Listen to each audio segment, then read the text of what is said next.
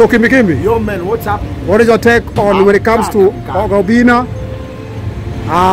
Eric Omondi na hii maneno yake ya kusaidia wasee ya Shalkido? Ndugu yangu Eric Omondi ni mtu ajui atuchazi. Eric Omondi is very innocent guys. Mtafungia watu wengi kusaidiwa sababu wanasema kwa Obinna ametoa mtu kafara, Eric Omondi ametoa mtu kafara. Hii Shalkido na uwawa na watu wangapi? Anakufa kifo ngapi? Mnasema Shalkido kwanza ni nani mwenye amekufa? Gengeton artist. Gengeton. Yeah. Gengeton ni nini? Unafanya kwa radio? Ni Gengeton artist. Anafanya kwa TV? Shalkido ni Gengeton artist.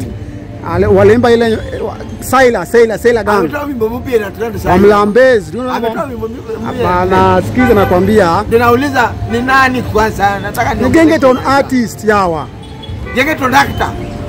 Gengeton artist. Nani huyo Shalkido? Shalkido. Hiyo wimbo yake na trend. Kuna wimbo yake walitoa ya Wamlambezi, Wamnyonyezi. Alikuwa citizen jana huyo Shalkido. Ama sio yeye. Shalkido before a pass alikuwa kwa Obinna. Amepass. Shalkido kufa na amani, wewe utakusumbua. Amekufa.